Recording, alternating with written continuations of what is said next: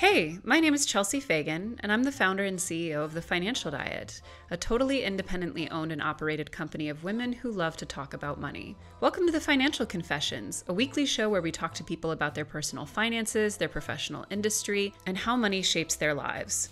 You can listen to or watch new episodes of The Financial Confessions every week on YouTube or your preferred streaming platform. You can also support TFD and get exclusive access to our entire catalog of ad-free bonus videos, workshops, Discord community, our book club, and more by joining our members-only community on Patreon or YouTube. Our 2024 goal is to be primarily supported by our incredible community, and joining our membership program is the best way to do that. Enjoy the episode. Hello, everyone, and welcome back to an all-new episode of The Financial Confessions. It's me, your host, Chelsea Fagan, founder and CEO of The Financial Diet and woman who loves to talk about money. One of the topics that we knew we absolutely wanted to cover when we decided we were doing this season of, real people, real money stories was the issue of being unhoused. Now, for a lot of people, chances are that you have probably encountered someone who is currently unhoused at some point in your life. If you live, like myself, in a big city, it's probably something that you encounter on an everyday basis. But for many people, it is not something that you really think about beyond a fleeting moment here or there. When it comes to things like people not having a long-term place to stay, we often think more of the symptoms or the temporary encounters than we do of the systemic background of the issue. We also often tend to have a very narrow idea in our minds of what this actually looks like in practice, who is experiencing houselessness, and how they got to that place. Now, don't get me wrong, there are cases that very much line up with what we often see represented in media or what many of our stereotypical images of the unhoused tend to be. But it's also much more common than we might think. It's also not at all uncommon for someone to not have a long-term place to live while, for example, working full-time, having families, having otherwise very quote-unquote normal-seeming lives.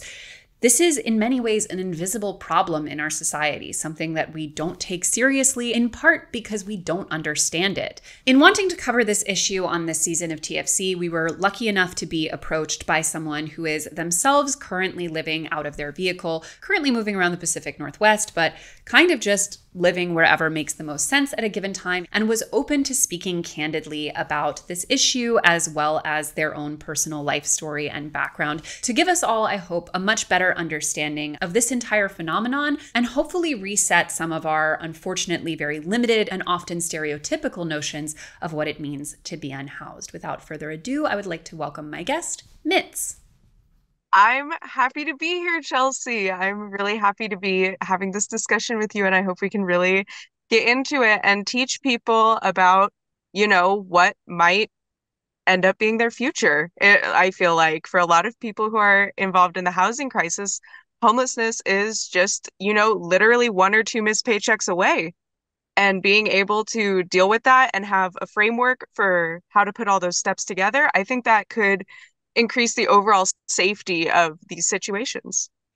I completely agree. And I think it's really very important that you brought up first and foremost that this is something that could happen to most of us.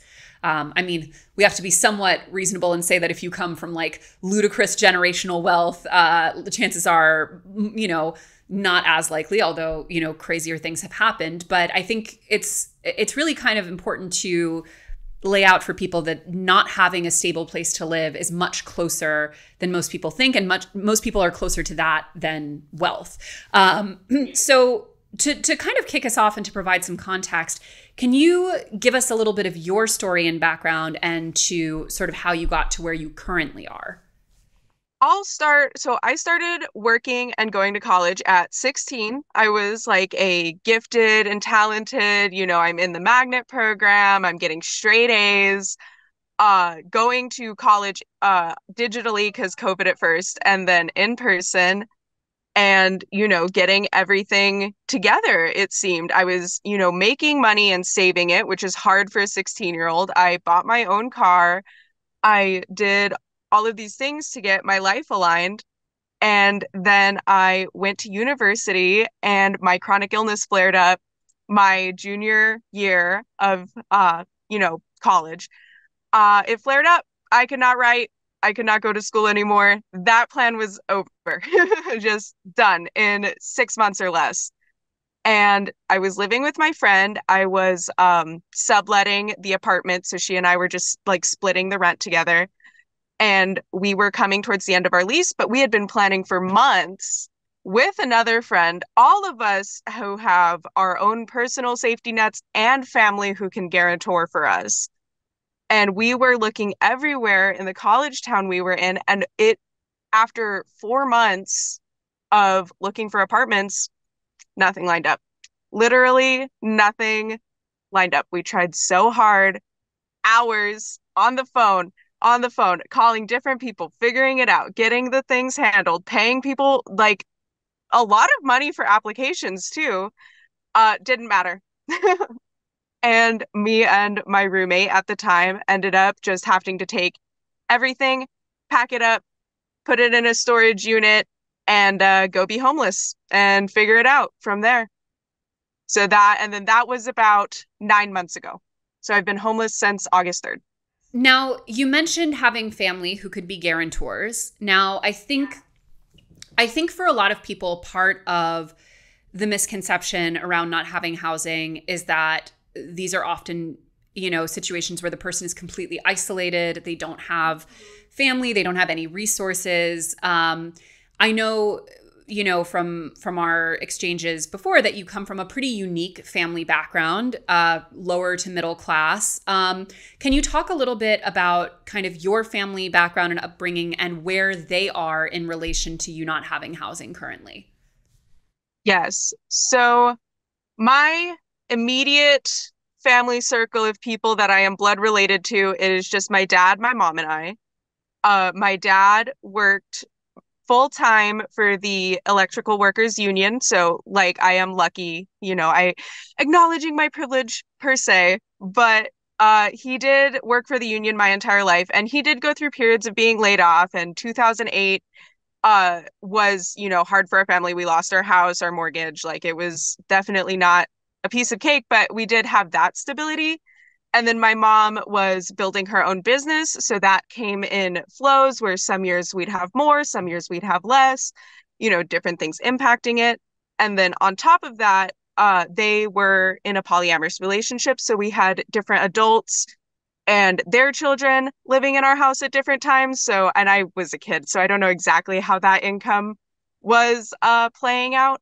But by the time it came to my adulthood, uh, it was my current support network is some people on my dad's side of the family and some people on my mom's side of the family. So I am really lucky that I am able to maintain these relationships to be able to, like if something happens and I do need support, like I do have it, which is definitely not something everyone has, but I think there's a middle ground where it's like just because you become homeless doesn't mean you're necessarily going to have to like throw away your entire previous life. You can bring those people with you forward. And in terms of, any source of income right now, where are you on that front? Yes, so I am lucky that I am able to live super cheaply, less than $500 a month for all my basic needs to be covered. I am, still on my parents' insurance. I'm on it till I'm 26 or something. So I have a little bit of play with that. But I am bringing in most of my money from doing various digital gig work personally. So I do like transcription, I do photo editing, I do just literally any little thing I know how to do. I will find somebody who needs me to do it and I'll get it done for them. And that brings in between $1,000 and $1,500 a month. And then because it's summertime and I am in a good area, I am looking into getting an in-person job to supplement that, but I'm in the interview application purgatory stage of that project. Well, yeah, I'd love to hear more about the logistics of finding more, because I think a lot of people don't necessarily understand how cyclical in nature it can be to not have enough income and then not be able to create a stable enough situation to then source that income, it's hard to apply, it's hard to go for interviews, even things like basic grooming and presentation can become very difficult. So I'd love to hear more from you about sort of the pragmatic aspects of that. Honestly, this might seem like kind of a transition, but I feel like the most pragmatic thing to do to have your life set up for when you become homeless is to do some kind of trial run. Like if you know you are something happens and you know you're 2 months away from being homeless, go practice sleeping in your car. Go see actually what you need. Because if you wake up at 1 in the morning and it's too hard and you're done for the night, you can still go back home and you can and then you can plan on how to make it better. So I think that was one of the things that helped me. I had previous experience with car camping, so I knew like basic hygiene stuff, kind of what I needed to know for cooking, how to find, discreet spots to sleep in where people are less likely to mess with you. These things are not, you're not going to have any intuition for it. Nobody knows anything, and you have to actually just go do it and learn it. So planning is the answer for all of the things, honestly. Well, and I mean, in terms of the day to day now, when you're thinking, because I mean, I have to assume, and I don't want to put any words in your mouth, but I have to assume that long term, the plan is to get back into more stable housing. Is that fair to say?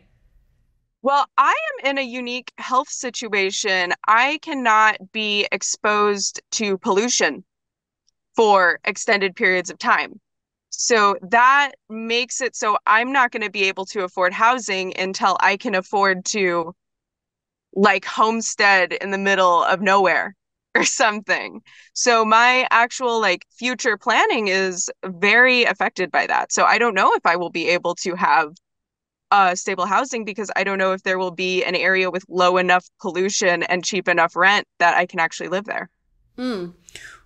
I mean, assuming though that even if it doesn't necessarily in the more short to medium term involve more stable housing, if, I guess my question is when it comes to starting to work your way toward a financial position that is not completely sustenance based and completely hand to mouth, because I think, whether or not a person has stable housing at a given time, a very, very common refrain that we hear from our community in our comment section is when you're starting from very, very, very little, very minimal financial anything, it can be very, so many of the financial rules don't apply. So much of the advice is hard to initiate. So being in the situation you're currently in, are there ways that you're currently working on building to more financial stability? And if so, how are you doing that? Yes. So currently I am working on a $10,000 emergency fund is my like goal to get to because I figure, my main thing is what if I get in a car wreck? Literally, what am I going to do if my car gets totaled? And if I have $10,000, that is enough to get a running vehicle with minimal problems. Like somewhere in that range, I can find a vehicle that will work at least for, a few years or something for me to, make the next best move. So that's my main thing that I have going on. And then aside from that, I am a very savings heavy person as much as I can. So it sucks really bad, but I can't eat out. I can't I have to be I'm learning how to sew to make the things I have last longer type of thing. And it sounds like frivolous, I guess, because there are people in situations where it's like it almost doesn't matter if they eat out, they are in the hole already. But for me, it is I feel like I'm giving up something now so that in the future I can have stability. And that keeps me dedicated to saving and making more money and getting my life stable, even if it is sucks in the current moment. I mean, it's interesting, right? Because I think in some ways, ultimately, as I said in the intro, not having housing is a huge spectrum, right? And there are people who are who don't have a car, for example, to stay in, who are not safe and warm and dry, and even that kind of context, who are completely unbanked, who don't have any resources outside of, the very insufficient and spotty things like shelter systems and what have you.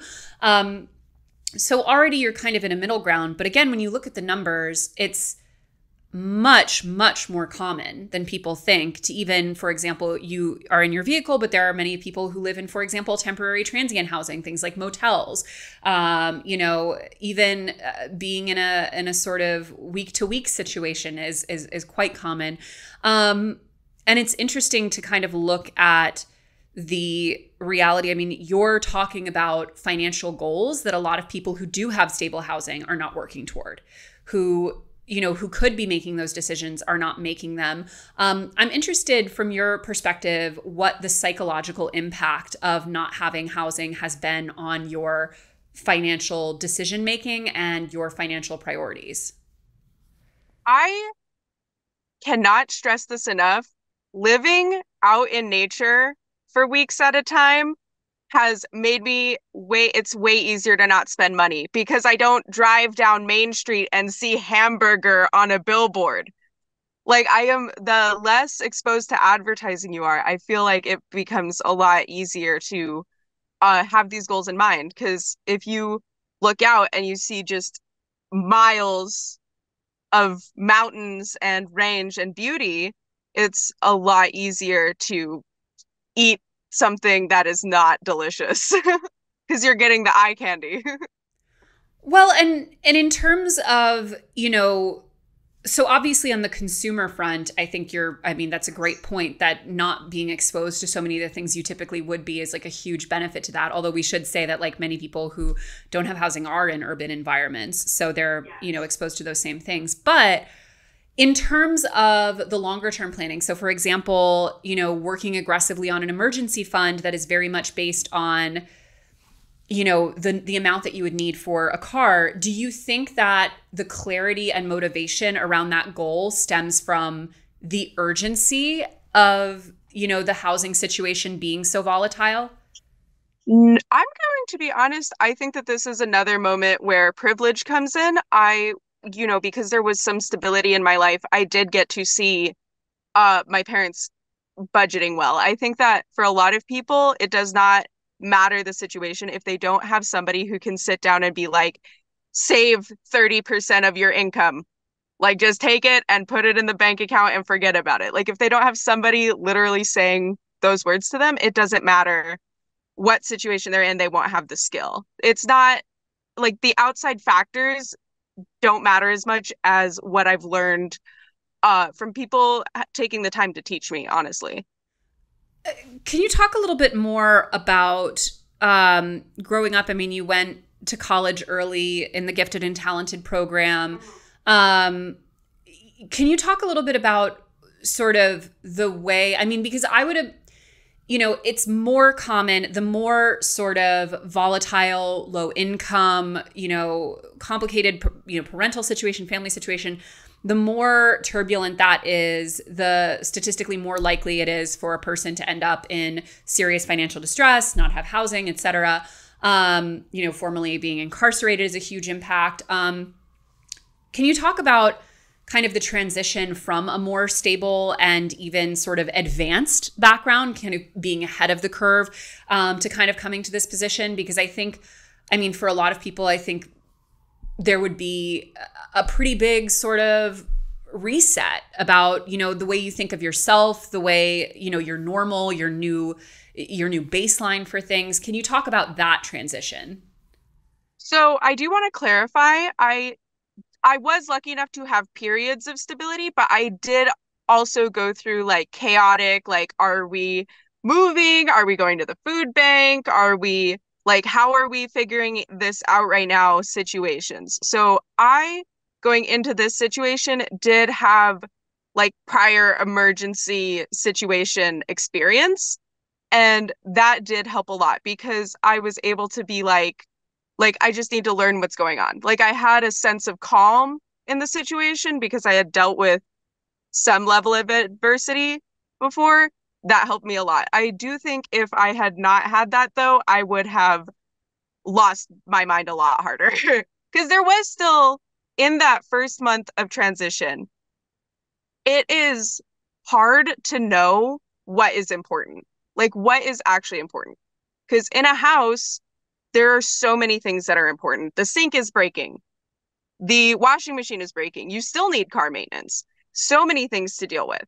But once you move into the car, it's like, I don't know what I am doing at all. I need to figure out my basic routines from the ground up. Even if you have some, you've been car camping before and you've tried it before, there once you're in it for days and days, it's you really need to figure it out. And I think for me, that was the period I did end up spending way more money on things that I thought I needed than things would actually help me. And I feel like that is something that's easy to fall into. Like that is a consumerism trap where I'm going online figuring out what I need and I'm getting ads and I'm not able to tell if the van lifer who's talking to me is giving me real advice or if they're giving me an ad.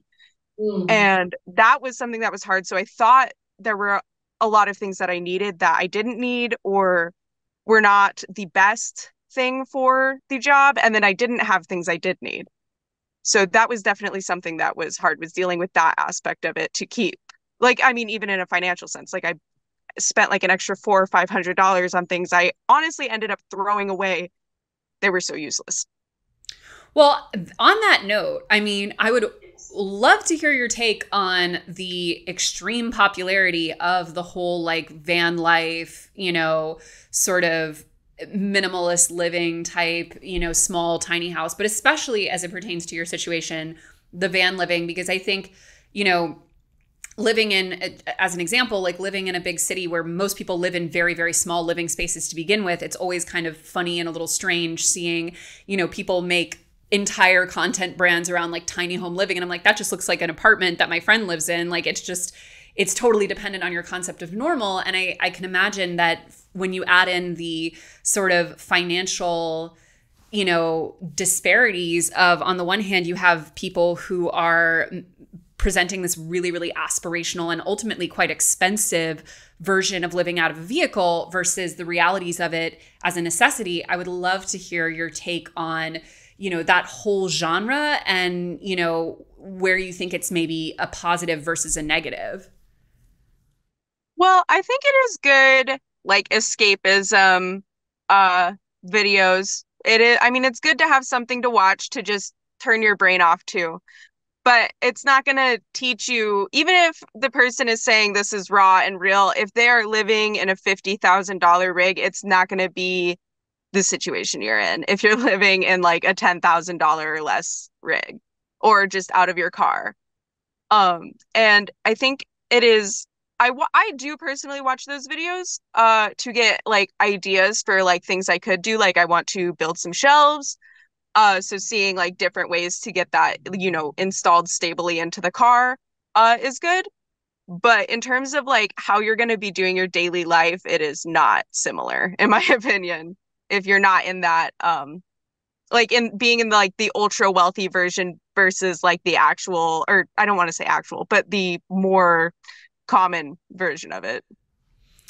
Totally. I mean, okay, well, as an example, so, we mentioned briefly that you had done some kind of car camping previously, so you knew a lot about kind of the day-to-day functionality. Could you walk us through the day-to-day sort of practical routines in terms of, where does showering happen? Where does, how are we cooking food if we're cooking food? Like just kind of the practicalities, because I think to your point, like a lot of the, hashtag van life stuff is, I think, probably already representing a level of convenience out of the vehicle that's probably not realistic.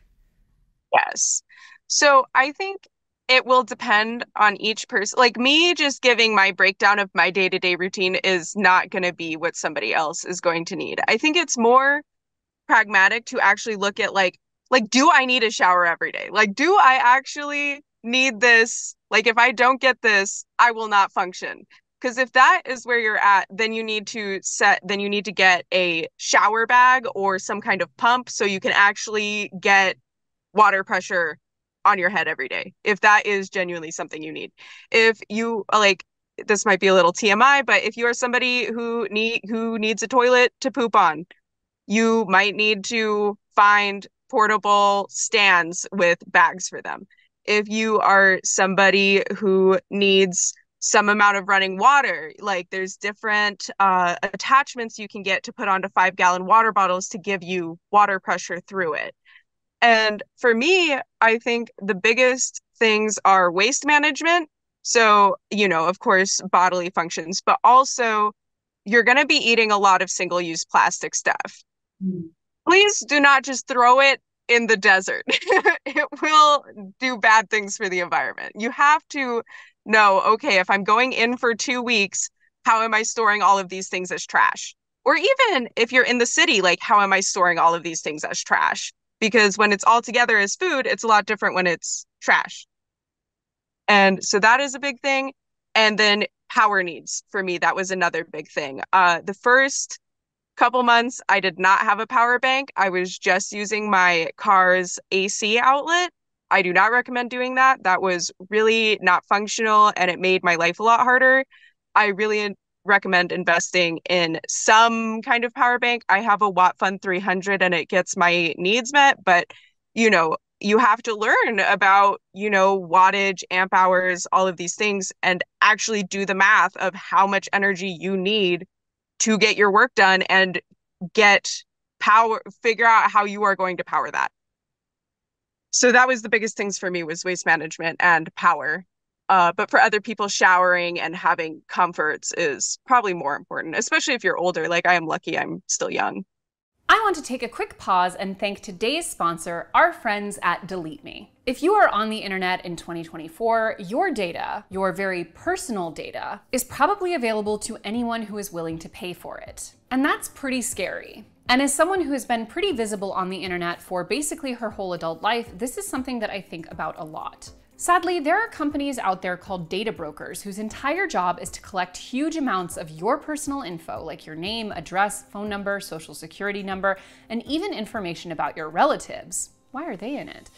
This information is then sold online. Kind of insane. But the good news is that this is where Delete Me comes in to help you. Delete Me protects your data from data brokers, reducing the risks of identity theft, scams, and those annoying spam calls and emails that we all get. Their software and team of experts will not just find and remove your personal information from hundreds of data broker websites, but they'll continuously scan for new data that shows up and get that removed as well. Instead of you spending hundreds of hours of your time figuring out how to remove this data, Delete Me does it for you. Before you go into a panic, take control of your data by signing up for Delete Me. It's super easy to use and it simply works. This is why I personally use and recommend Delete Me. So sign up with Delete Me and provide them with the exact information you want deleted, and their experts will take it from there. And they'll send you regular privacy reports about what they found and what they removed. And Delete Me is not just a one-time service, they are always working for you, helping to keep you and your data safe online. Take control of your data and keep your private life private by signing up for Delete Me, now at a special discount for our listeners. Today, get 20% off of your Delete Me plan when you go to joindeleteme.com/TFC and use promo code TFC at checkout. The only way to get 20% off is to go to joindeleteme.com/TFC and enter code TFC at checkout. That's joindeleteme.com/TFC, code TFC. Well, I would be interested to know, because I think a lot of people don't really know until they are already in that situation, social services, programs, aid that are available to them. And then once the time comes to navigate it and to, advocate for yourself, deal with bureaucracy, all that kind of stuff, you're, starting from zero essentially. Could you walk us through a little bit, if you are taking advantage of any kind of social programs or resources, and just any tips or thoughts you might have on them?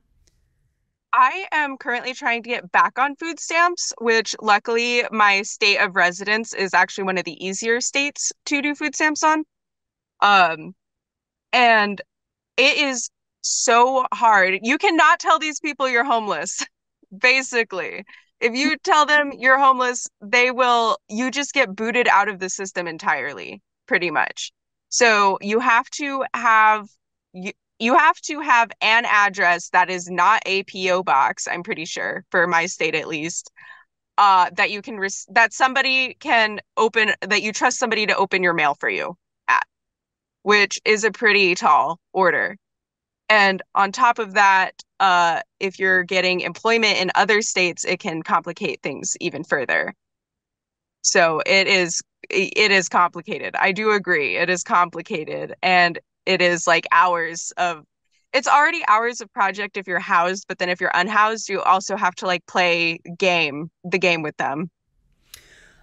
You mentioned earlier that your chronic illness was kind of the inciting factor to a lot of the current financial situation, and is also further complicating your search for more permanent housing, which I think is very common, that, illness of all kinds can have a huge impact on people's housing stability. And you did mention that you're on your parents' insurance, which is obviously, especially in this situation, a big blessing. But I would be, it should be more. We should have universal health care. Let me just get that on the record. But, in the current context, it is better than the alternative. But can you just kind of talk a little bit about navigating chronic illness while also not having permanent housing? So I feel like in some ways for me it makes it a lot easier because I have a lot of mobility issues. I have a lot of problems walking. And so kind of being bedbound and having everything right next to me within arm's reach that I could need in most circumstances has actually helped my mobility a lot because I'm not burning steps just to, walk to the kitchen to get water or whatever. I just have it. And most I need to do is like, minimal moving to get it. So that has actually helped me a lot personally with my situation. And in terms of things like, whether it's physical therapy, doctor's visits, medication, things like that. Yeah. Awful. Awful. 0 out of 10. I do not recommend being disabled and having to go to the doctor. It's awful. Right now I am working in a different state than my doctors are in. So I am doing 3 weeks on working, and then I have to go drive back to my other state for 1 week to do like 5 days of doctor's appointments and just try to knock it all out at once a month, and then come back, which is very annoying. But in my first 8 months or 7 months, I was not able to go to the doctor at all. I had to just hope that everything was okay and manage the symptoms pretty much because I could not see the doctor at that time with like the traveling I was doing due to weather, because the city I was seeing the doctor in was snowing and I could not live in the snow in my car. Right. Well, speaking of some of the kind of logistical impacts of being in a car. So one of the biggest concerns, for not having the stable housing is safety, right? I mean, obviously warmth, dryness, basic things like that are a big consideration, but as is safety. And, I mean, even as we're talking, people are walking by, things are happening. I would be really interested to know from kind of a functional and also emotional perspective, how you kind of navigate staying safe. Get these. Okay. Find the ones that fit your car windows. These are an essential. This is one thing I feel like is essential, or make it yourself if you can do that. But get the good ones that are like $100, because they actually last. The $20 ones break after the first use. But if people cannot see immediately what you're doing, and they have to come to your car to address you before they start doing whatever they're doing, that gives you a huge safety advantage. And also nobody can just see if you're asleep or, taking care of yourself or whatever. So that is number one safety feature. Number two, if you're in a city, the motto is leave at dawn, arrive at dusk. So basically, not everyone's sleep schedule is really like that. That is the most optimal way. But have a day spot and have a night spot. Have the park be your day spot. Find a couple of neighborhoods where they're not really gonna notice if there's an extra car on the end of the block or whatever, and alternate between that. I would say safest is to have 8 different spots to sleep in. So it's like you have slightly more than there are days in the week. And then take advantage if you see somewhere that looks like nice, feel free to try it out. And then whenever you're trying a new spot, you do risk, I mean, at any spot, I have, plenty of times getting woken up at 1 in the morning. Hey, you cannot sleep in your car here. Okay, I'll be out in 2 minutes, and you just have to get up and drive away. And it is sucks, but it is part of it. But I have honestly not experienced anyone car checking my car or moving. Sometimes I'll get kids like bonking on my car or whatever, but nobody really like messing with my car. And I think most people assume that it is empty or abandoned because anytime I look out my window, I scare people. They see me do it, so I think they think it's empty. So safety, as long as somebody's not mad about you being parked somewhere, it is pretty safe. You mentioned that when that this all kind of started because you and a friend were not able to get into stable housing. Yes. When it comes to, I think at every level, financial differences can be really difficult for friendships, relationships, social connections, etc. Can you talk a little bit about navigating friendships, relationships with family, all of these different social connections while being, while living out of your vehicle, while having this much more sort of transient lifestyle? Well, I am lucky. The person I became homeless with, and I are still great friends. He gave me this shirt, so it's very nice. But it was hard because it turned out we could not live in the car together. And so I had to drop him off at the homeless shelter. And that was hard for both of us. And the homeless shelter situation is quite dangerous. Like he was in a women's shelter that also took gender non-conforming people. And he got like just randomly punched in the face and people were screaming all night. So it was really hard. I'm sure it was harder for him, obviously, but for me to actually have to take him there and be like, okay, like acknowledging the situation of it's not working for us to both live in the car for either of us and bring him to that was really hard. But that is something that people will encounter. Like you still have to support your friend, even if it is hard to literally drive them to the shelter and make sure they sign in and everything's okay. Like that is emotionally really difficult, but it's what you're going to see in life. It's what you're going to do. And it's being a good friend to be able to bring them there and be there for them through it. So, but I have lost some connection with family members and mostly more distant relatives who simply don't understand why I can't live with my parents with no privacy as an adult.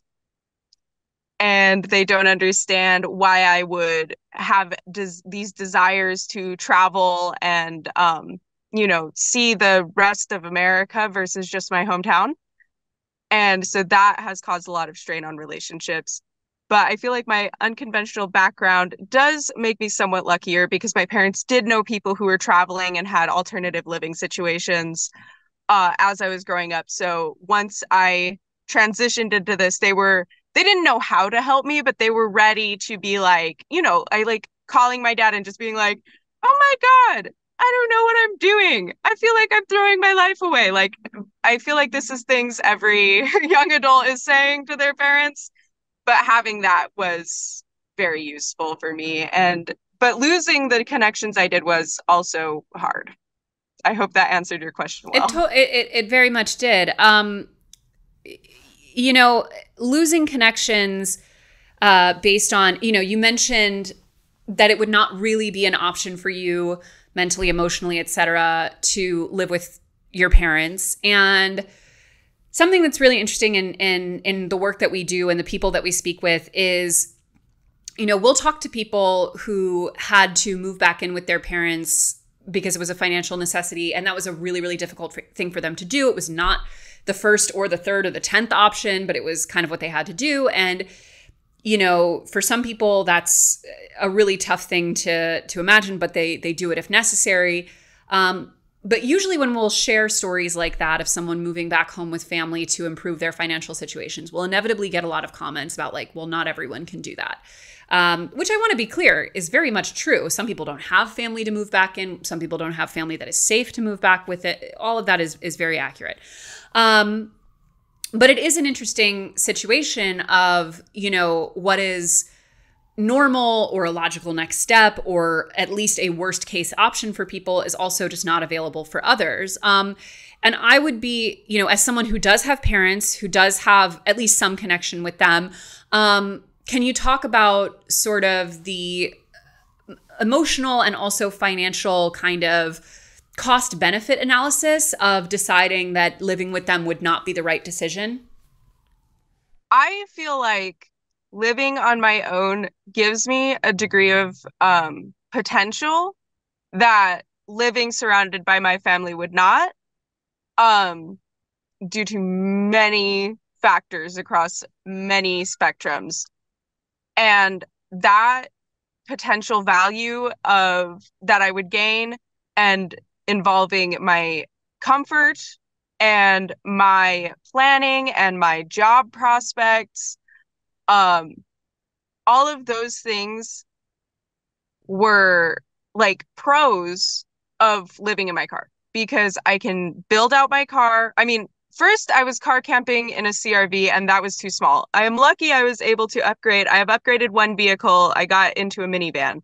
Lot better. I do recommend minivan. But still, even in the car, it was more comfortable and in some ways safer than living with my family. And I was able, like, the benefit of being able to sleep, like camp basically whenever I wanted, was extremely high for me for my uh chronic illness of just being able to pretty much whenever I need with minimal planning, I can just get out of the city for a few days and take care of myself. That benefit was huge for me. So it made it the benefits of living in my car were way more than the cost, like the whatever would have been the benefits and costs of living with my family. Because I would not have been able to do the things that I'm doing now for myself if I had moved in with my family. When it comes to, planning your future, you mentioned you had to drop out of college. Is returning to school something that you would like to do? Like is an interesting concept in this world of what I would like to do. I think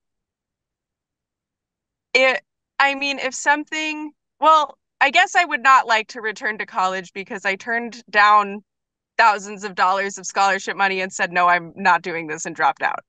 So I feel like the answer is no, I would not like to. If there was some alternative reality where I had no problems, I probably would, but I can't imagine that that will happen. So I don't plan on.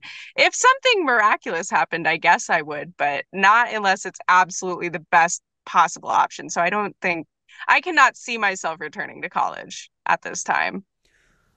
Well, not to get all like Maslow's hierarchy of needs here, but, obviously setting immediate term financial goals like shoring up your emergency fund, improving the functionality of your living space, all of that kind of stuff, securing, sort of perhaps slightly longer term employment. When it comes to the bigger picture of what is motivating you and what you're sort of moving toward, do you feel like you're at a place now where you can think in those terms, or do you feel like that is something that you will have to first arrive at one plateau of stability and then move on to thinking longer term? I I feel like the long term that I think about is the relationships with the people I have. I feel Mm. like my community is more valuable than any piece of paper, be it diploma or money. Because I do know, even though it wouldn't be good, I mean, yes, it is like my Z plan is I guess I could possibly move back with my family, but also supporting them. Like I am the eldest cousin on my mom's side of the family, and being able to be there for my younger cousins at this time is really important to me. And I feel like that is setting up a good foundation because if they have good education, then they will be able to learn things and teach it to me in the future. And so that my family, my close friends, being able to visit and maintain friendships with people all across the nation in case, there's a drought in an area or there's a fire, or there's a natural disaster, being able to have a community in a different state is very useful for me. Even if I was living in a house, it could still catch on fire. So that is my main long-term goal is have good friends. Maybe this is not the most sustainable plan, but I am figuring it out. So, I mean, listen, loneliness is an epidemic in this country, quite literally. So I actually don't think that's irrational at all. And nor do I think it's a bad goal, because also having solid, strong communities and relationships sort of implies a lot of other things are happening as well, because to maintain those healthy, strong relationships, you have to be taking care of yourself as well. You have to be meeting all of your basic needs. You have to, I mean, you just have to be in a relatively stable place. It's very, very difficult to maintain relationships otherwise. I mean, even, maintaining a phone plan to be able to call them. yes. Things that are that basic. I would love to know kind of aside from do a test run to kind of see what you will need, which I think is really underrated and powerful advice, to anyone watching this who is feeling very on the margins financially, what are some things that you would want them to know or wish that you would have known before you unexpectedly found yourself in this situation? Yes.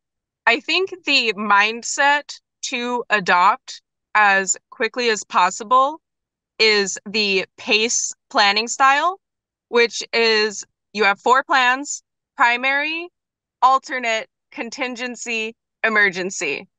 These are the 4 plans you need. So if everything goes good, that's your primary.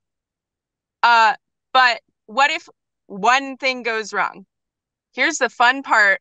You won't know which thing is going to go wrong, but you can have a plan for if something of this type of problem happens. And it'll take time to actually develop it, but you have to, if you start thinking about it, it'll come quicker.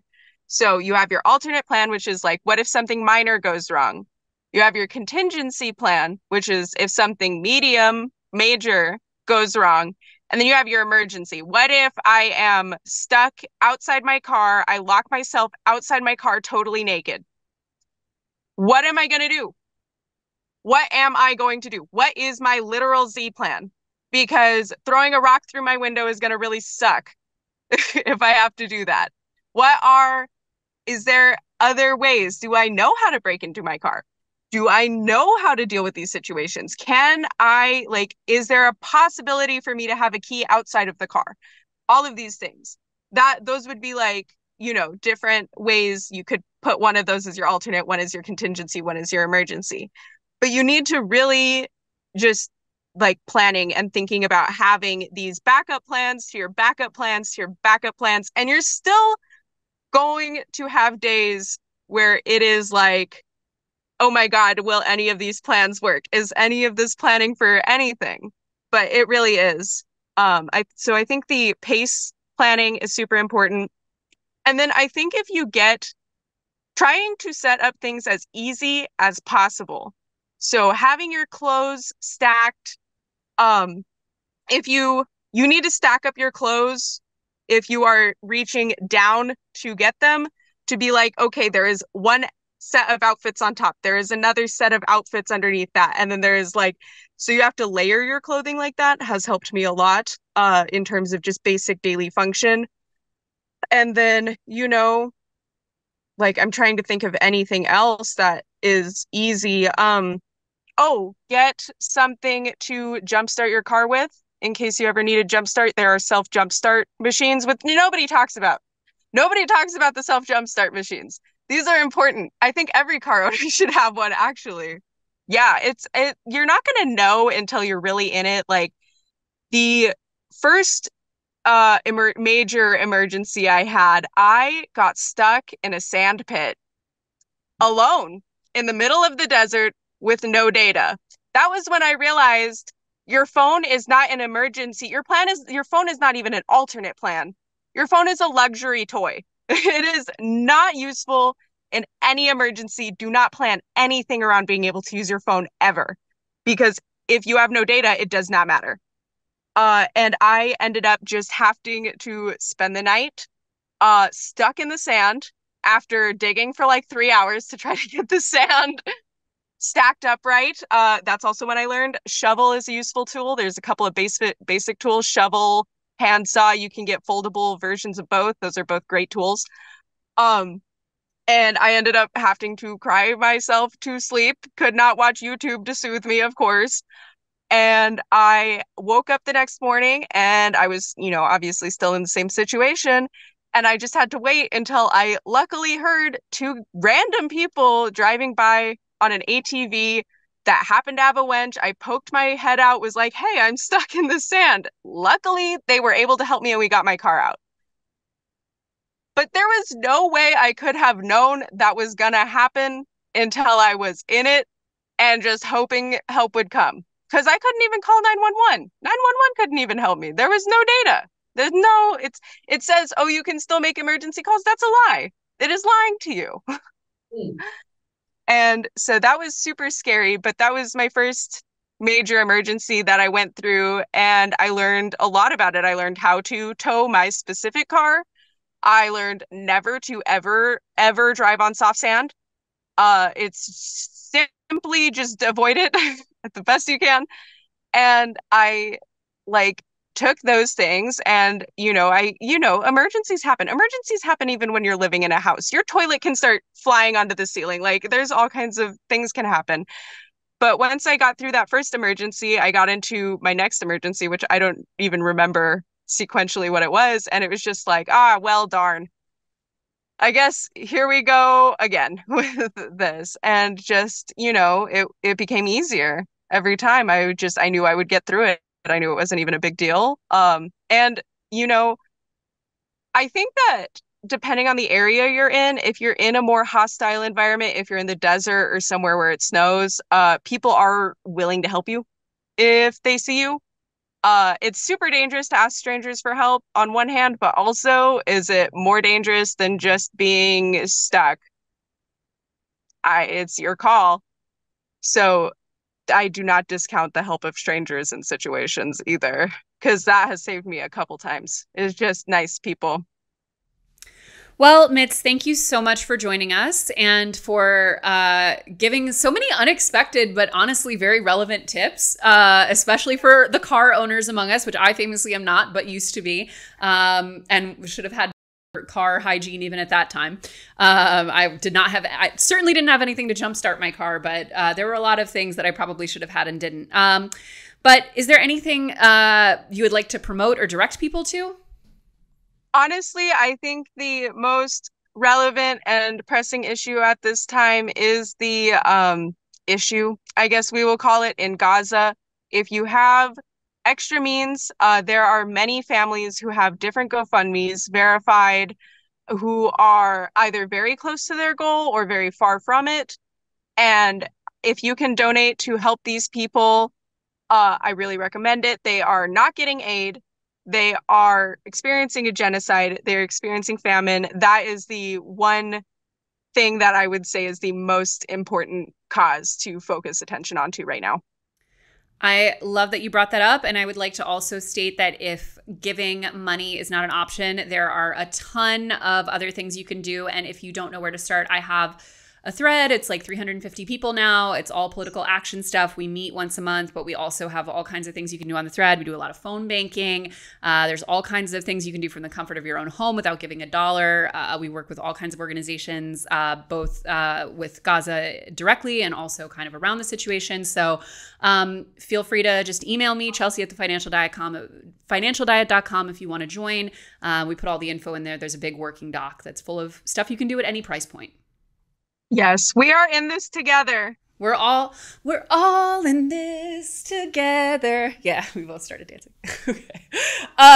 Okay, great. All right. Well, thank you again so much, Mitz, for joining and for sharing. And thank you all at home for tuning in. And we will see you back here next week on an all new episode of the Financial Confessions. Bye. Thank you so much for joining us, and be sure to tune in next week for an all-new episode of The Financial Confessions. The Financial Confessions is created by The Financial Diet and hosted by me, Chelsea Fagan. It is produced by Alexa Brooks-Major and Holly Trantham. Recording and editing by Emily Fisher, and music and sound effects are from Epidemic Sound. Want more of our content? Head over to our YouTube page, The Financial Diet, to see our monthly deep dives, videos of this show, and our entire backlog of videos and podcasts. I'll talk to you next week.